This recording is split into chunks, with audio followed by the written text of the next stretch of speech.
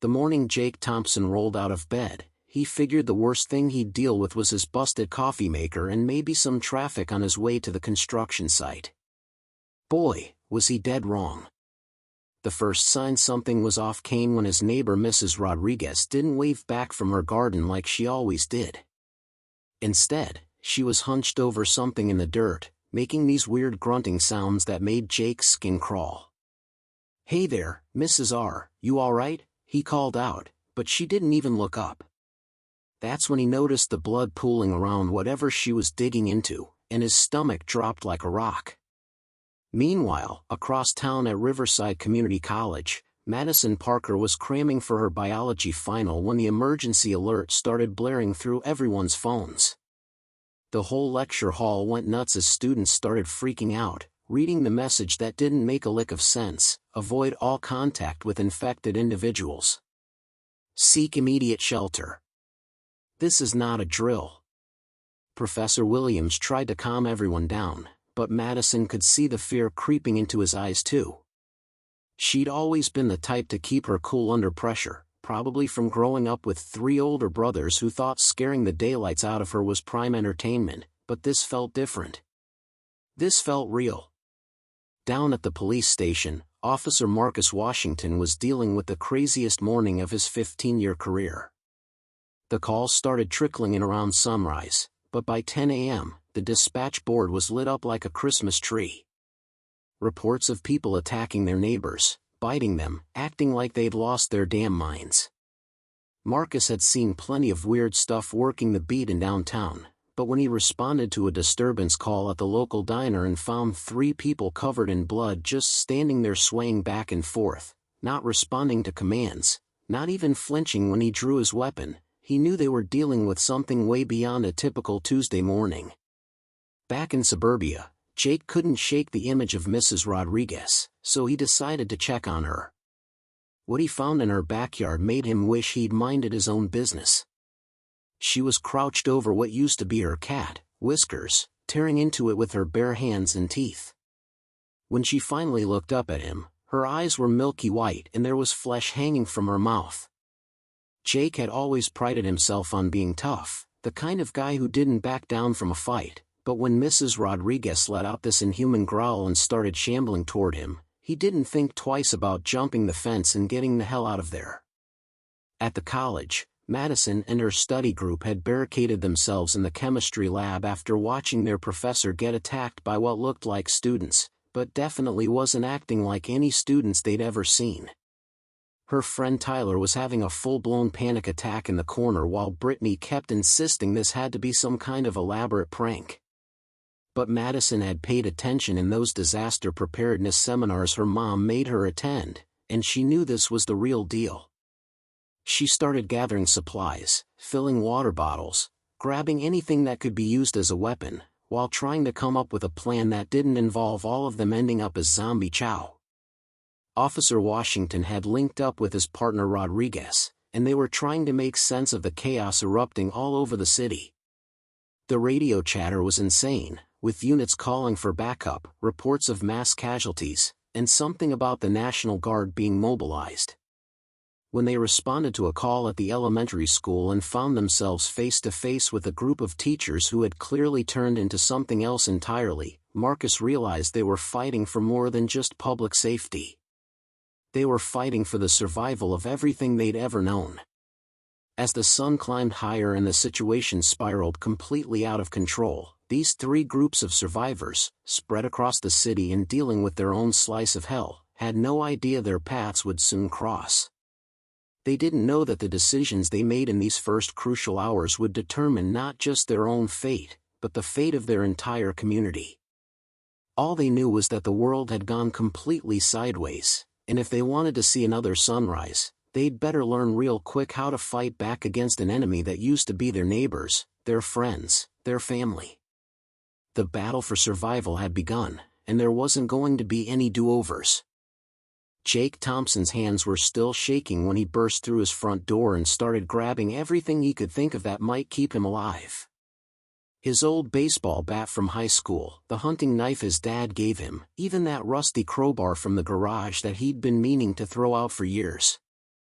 The TV was going crazy with breaking news reports, but half the stations were just showing empty news desks or that annoying emergency broadcast tone that made your ears ring. When Channel 7 finally came back on, the reporter looked like she'd been through a blender, her hair all messed up and her voice cracking as she tried to explain that the CDC was calling it an unprecedented viral outbreak and that people should stay indoors and wait for further instructions. Jake snorted at that one, because he'd already seen what staying indoors got Mrs. Rodriguez's poor cat, and he wasn't about to become the next item on some zombie's lunch menu. He started loading up his pickup truck with water, canned food, and every tool that could double as a weapon, figuring that if the government couldn't get their act together fast enough, he'd have to take care of himself. Over at the college, Madison Parker was proving that all those hours playing strategy games with her brothers had actually paid off. While Tyler was still hyperventilating and Brittany was trying to call her parents for the 100th time, Madison had turned the chemistry lab into a makeshift command center. She'd found a campus map and was marking all the exits, identifying which buildings would be easiest to defend, and taking inventory of everything they had that could be useful.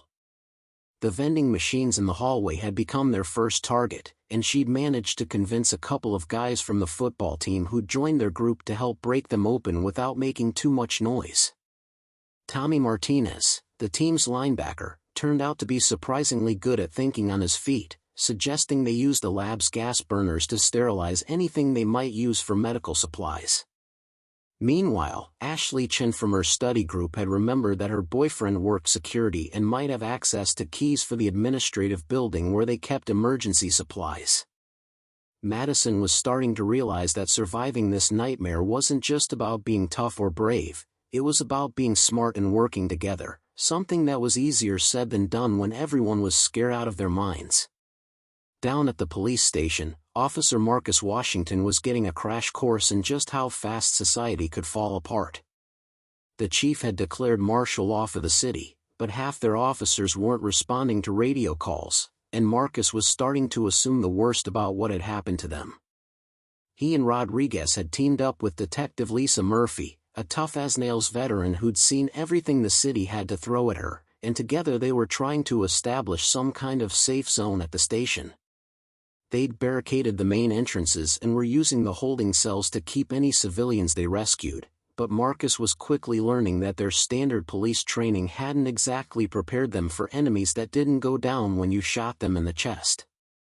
Detective Murphy had figured out through trial and some very scary errors that headshots seemed to do the trick, but ammunition was already becoming a concern, and they were getting reports of hordes of these things moving through the downtown area like some kind of unstoppable wave. The radio chatter from other cities wasn't making anyone feel better either, with reports coming in from all over the state about similar outbreaks, overrun hospitals, and emergency services that were either completely overwhelmed or had gone silent altogether. As the afternoon wore on, all three groups were starting to understand that this wasn't something that was going to blow over by dinner time. Jake had tuned into a shortwave radio and was picking up fragments of military communications that painted a picture of a country under siege. Madison's group had established contact with other barricaded students across campus using the campus emergency phone system, creating a network of survivors who were sharing information and resources. Officer Washington's team had managed to coordinate with a National Guard unit that was trying to establish evacuation routes out of the city, but the roads were becoming increasingly dangerous as abandoned cars and wandering infected made travel nearly impossible. Each group was learning the same hard lesson in their own way: the old world was gone, the cavalry wasn't coming anytime soon, and if they wanted to survive, they'd have to stop thinking like civilians and start thinking like warriors in a war they never signed up to fight. By late afternoon, Jake Thompson had figured out that driving around solo was about as smart as poking a grizzly bear with a stick. His first clue came when he stopped at Murphy's gas station to grab more supplies and found the place crawling with what used to be customers. The way they moved together, like some kind of twisted pack, made his blood run cold. He'd managed to grab a few things and get out without becoming their afternoon snack, but not before noticing that these things seemed to be getting faster and more coordinated than the shambling mess he'd seen with Mrs. Rodriguez that morning. That's when he started paying attention to the radio chatter about safe zones and realized he needed to find other people who weren't trying to take a bite out of him. The emergency broadcast mentioned Riverside Community College as a potential evacuation point, and since it was only about 10 miles from his neighborhood, Jake figured it was worth checking out. Besides, his truck was running low on gas, and he'd spotted a whole bunch of those things gathering around the main highway like they were waiting for something. At the college, Madison Parker's makeshift leadership was being put to the test as more survivors trickled into their little fortress. Word had spread through the campus emergency network that the chemistry building was secure, and now they had nearly 30 people crammed into what was supposed to be a lab for 20. Among the new arrivals was Ashley Williams, a nursing student who'd been trapped in the medical building and had some pretty valuable first aid knowledge, and Danny Rodriguez, a maintenance worker who knew every tunnel and hidden passage on campus like the back of his hand. Madison was trying to organize everyone into teams: food and water, defense, reconnaissance, but keeping people calm and focused was like herding cats when every few minutes someone would spot movement outside the windows and everyone would freak out all over again.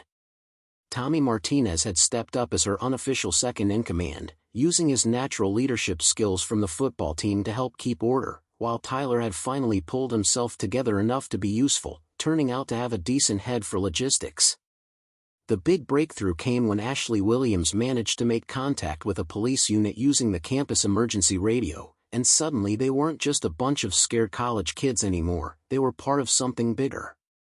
Officer Marcus Washington couldn't believe his ears when the call came through from the college. After hours of dealing with nothing but bad news and watching their perimeter get smaller and smaller as more infected showed up at the police station, hearing from an organized group of survivors felt like winning the lottery. Detective Murphy had been pushing for them to abandon the station and try to reach the National Guard checkpoint outside the city, but Marcus knew they couldn't just leave the civilians they'd already rescued. The college group sounded like they had their act together, and their location was actually pretty strategic, sitting on high ground with multiple buildings that could be defended. Rodriguez had been monitoring military frequencies and picked up chatter about the downtown area being completely overrun, with reports of thousands of infected moving in coordinated groups that suggested this thing was evolving faster than anyone had expected. The decision to link up with the college survivors wasn't just about safety and numbers anymore, it was about survival, period. The plan they worked out over the radio was risky as hell, but it was better than sitting around waiting to be overrun. Marcus and his team would escort their rescued civilians to the college in 2 police cruisers, taking the back roads that Danny Rodriguez knew like his own backyard. Madison's group would prepare to receive them by clearing out the campus security office, which had better communication equipment and could serve as a command center for the combined group. Jake Thompson, who'd been monitoring police frequencies from his truck, managed to make contact just as the convoy was getting ready to move, and suddenly they had a third element that could provide mobile support and extra muscle. None of them had any illusions about what they were getting into, because the reports coming over the radio painted a picture of a world that was falling apart faster than anyone could have imagined, but for the first time since this nightmare started, they had something that felt like hope.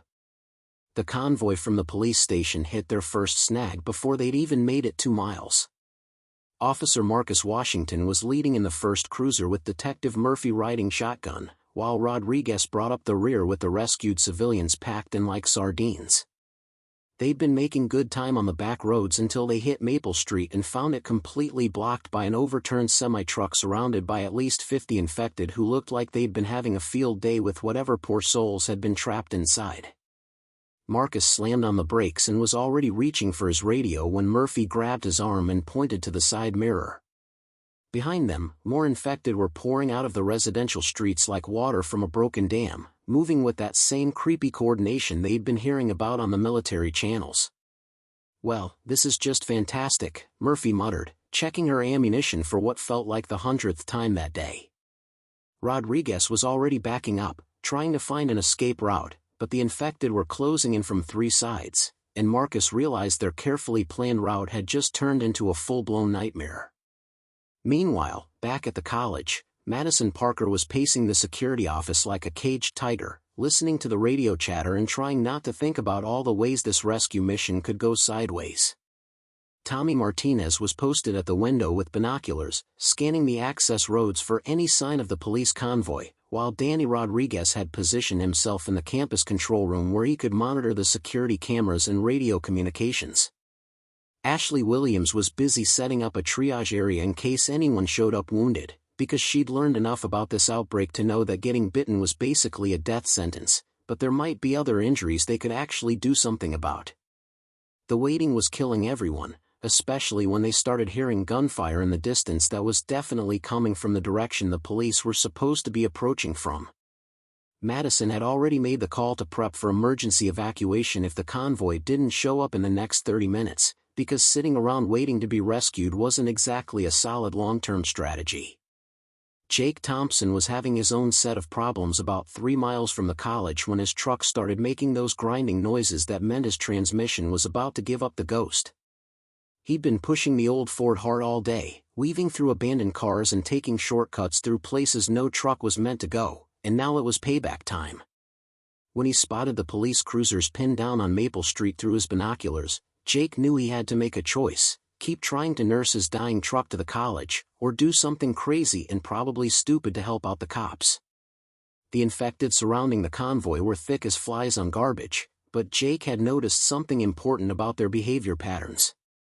They seemed to be drawn to noise and movement, which gave him an idea that was either brilliant or completely insane.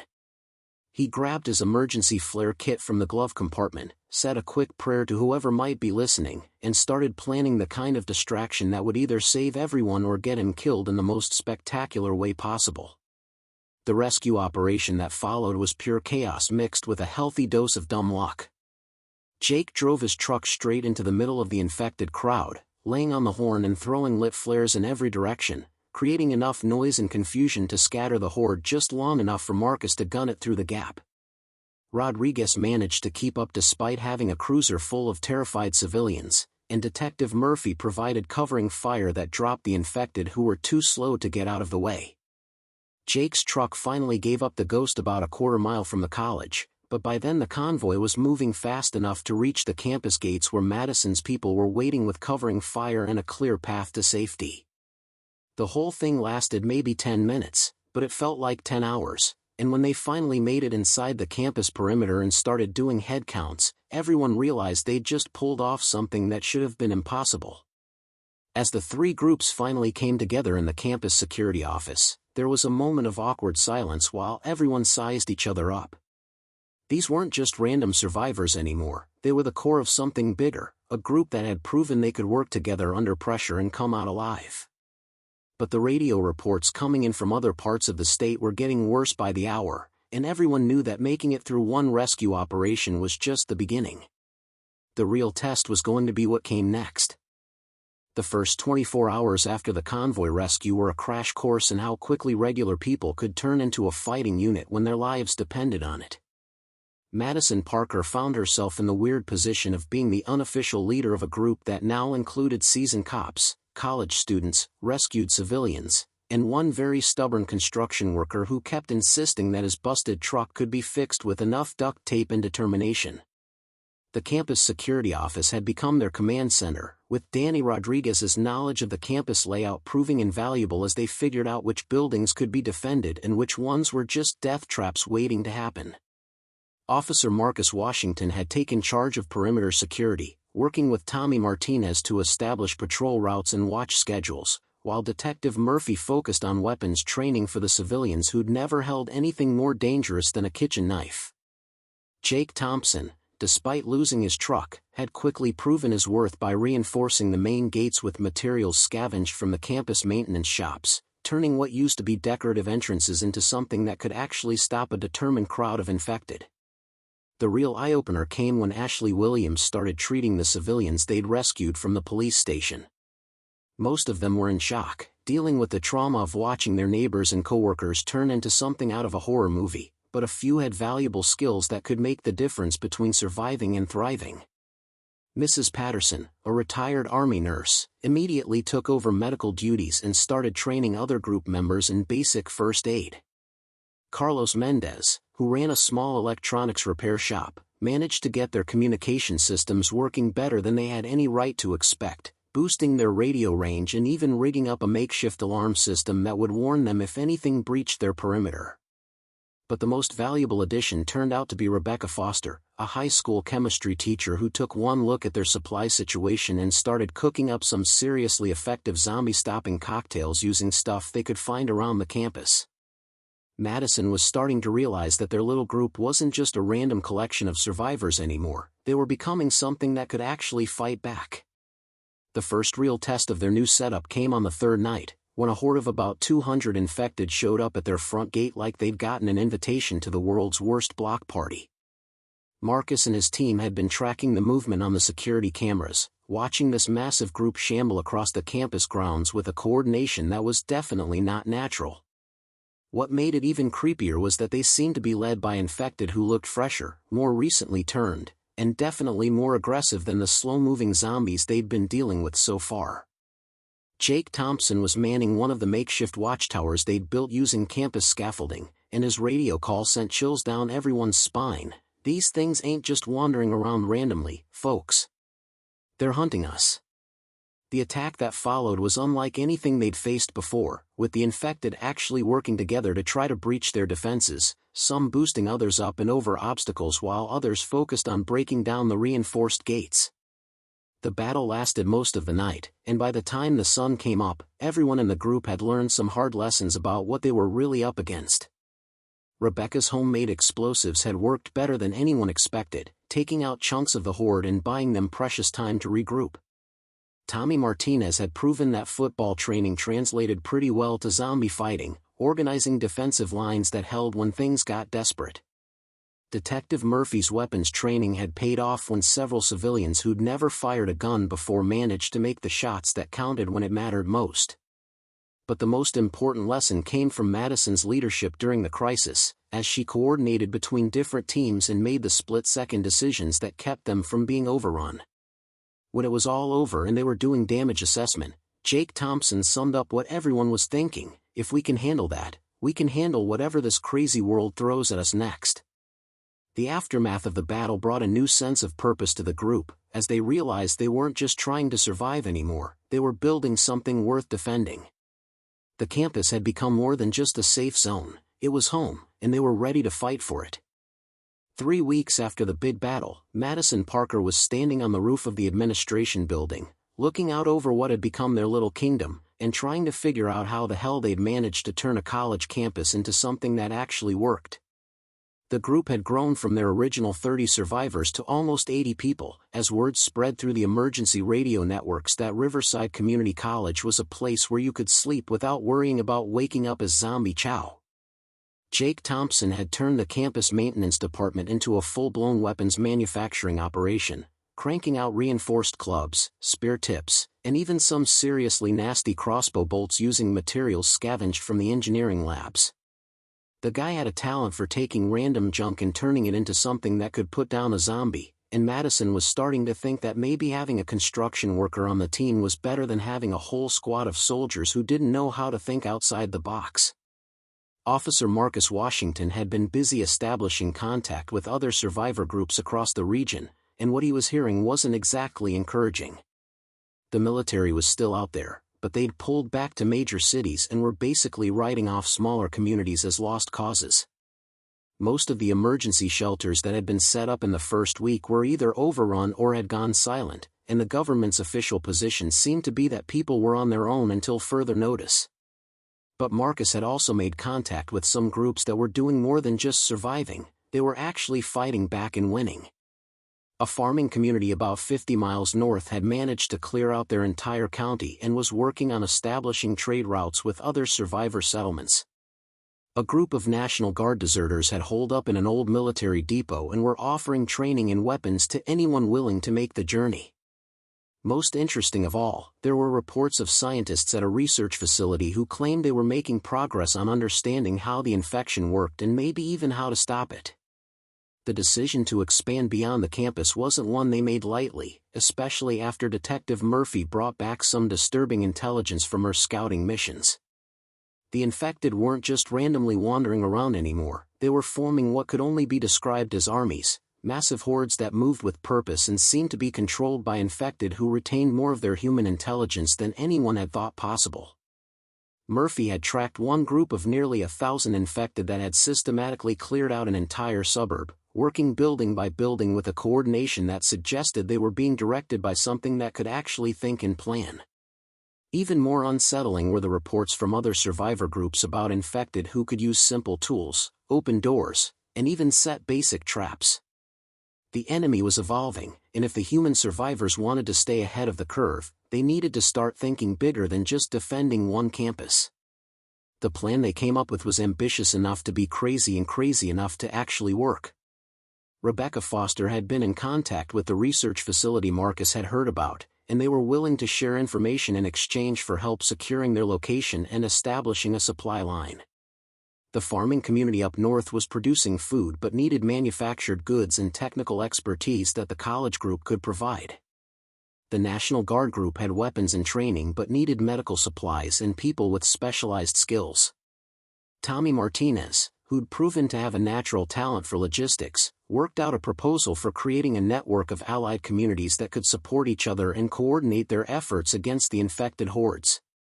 It would mean splitting their group, taking risks, and trusting people they'd never met, but it also meant they'd stop being just another isolated group waiting to be overwhelmed and start being part of something that could actually win this war.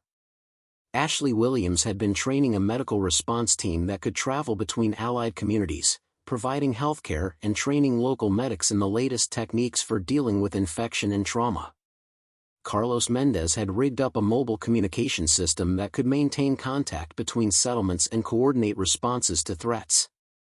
Danny Rodriguez had mapped out secure routes between potential allied locations, identifying defensible positions and supply caches that could support traveling groups. Mrs. Patterson, despite her age, had volunteered to lead the first diplomatic mission to the farming community, arguing that her military background and medical skills would be valuable in establishing trust with new allies. As Madison looked out over the campus that had become their home and fortress, she realized they were about to take the biggest gamble of their lives, but staying put and playing defense wasn't going to win this war. If they wanted to build a world worth living in, they had to be willing to fight for it beyond their own walls. 6 months after that first nightmare morning when Mrs. Rodriguez tried to make Jake Thompson her breakfast, the world looked nothing like what any of them remembered, but it was starting to look like something they could actually live with.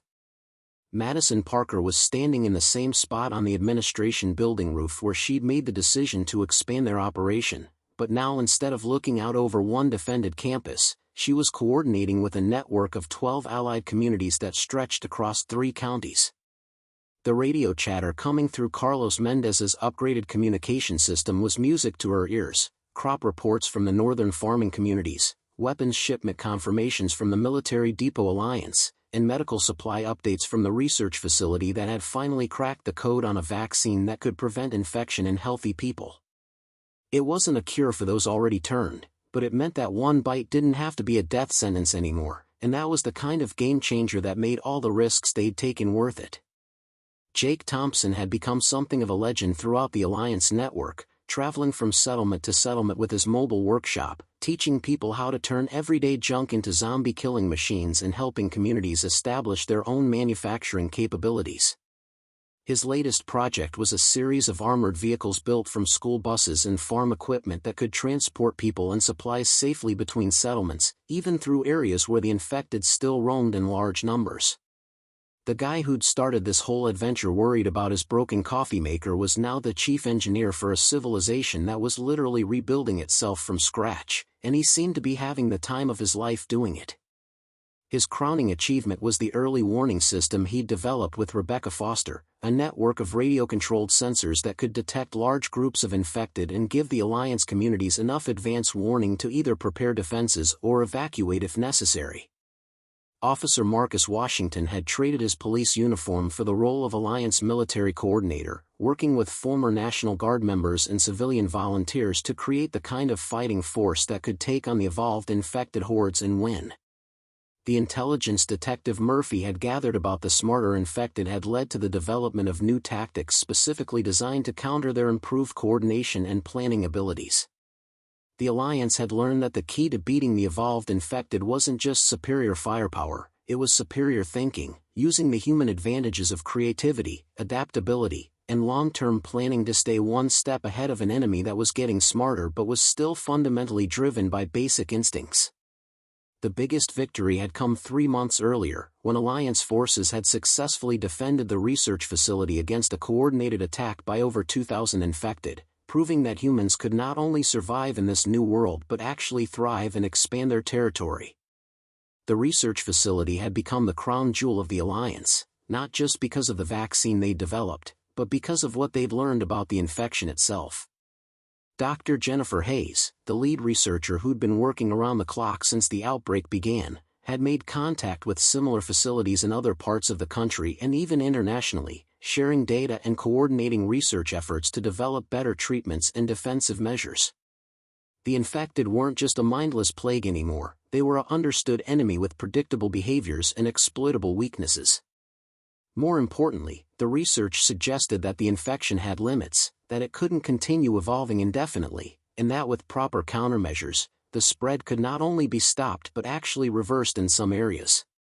Tommy Martinez had taken over coordination of the youth training programs, working with kids who'd grown up during the outbreak to create the next generation of survivors who would inherit whatever world the adults managed to build for them. As Madison watched the sun set over their expanded territory, painting the sky in shades of orange and red that reminded her of better times, she thought about how much had changed since that terrifying morning in the chemistry lab. They'd lost people along the way, good people who'd died fighting for something bigger than themselves, but they'd also saved thousands and built something that could last. The Alliance wasn't just about survival anymore, it was about creating a new kind of civilization, one that was tougher and smarter and more resilient than what had come before.